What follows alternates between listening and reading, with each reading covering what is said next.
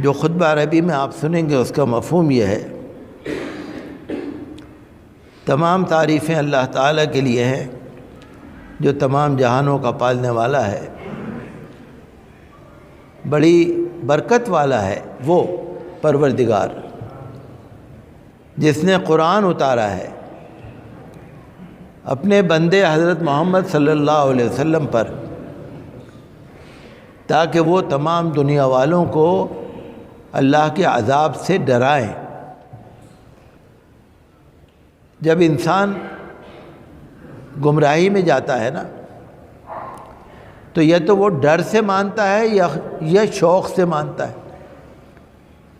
اگر کوئی آدمی نہ مانے، یا تو آپ اس سے کہیں گے بھائی ہم تم کو یہ تحفہ دیں گے، تم بات ہماری مان لو، گفٹ دیں گے، یا پھر اس کو کہیں تمہیں سزا دیں گے۔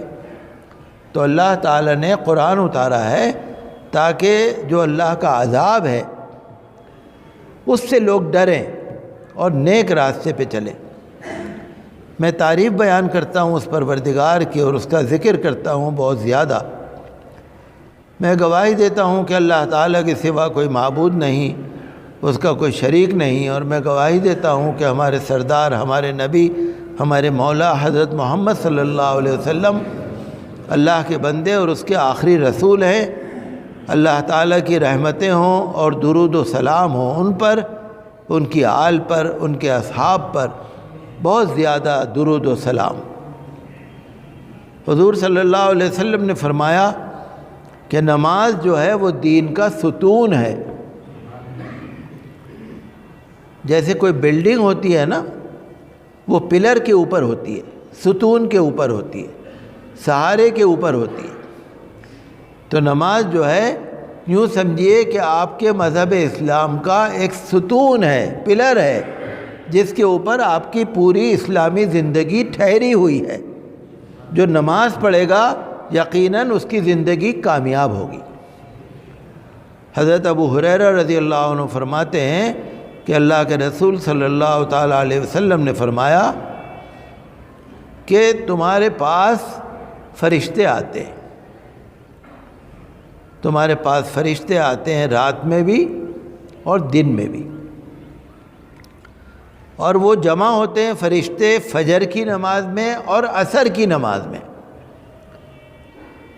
جیسے فرشتوں کی ڈیوٹی لگی ہوئی ہے، فجر کی نماز میں جو فرشتے آئیں گے ان کی ڈیوٹی ہے عصر تک، پھر عصر کی نماز میں جو فرشتے آئیں گے ان کی ڈیوٹی ہے فجر تک۔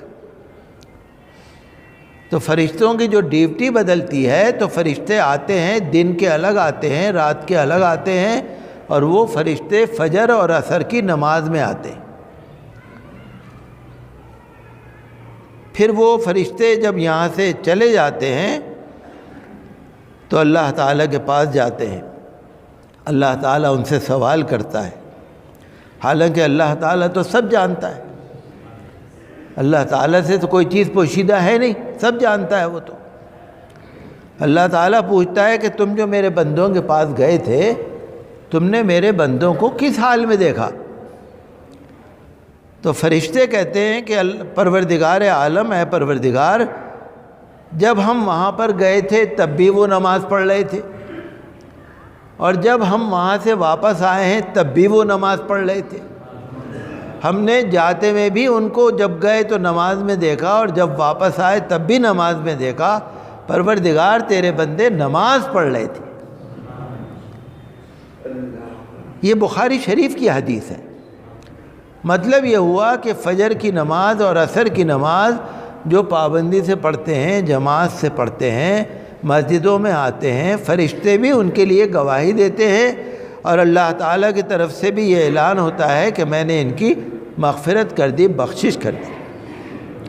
اللہ تعالیٰ ہمیں ہر چیز میں برکت عطا کرے۔ میں اللہ کی پناہ مانگتا ہوں شیطان مردود سے۔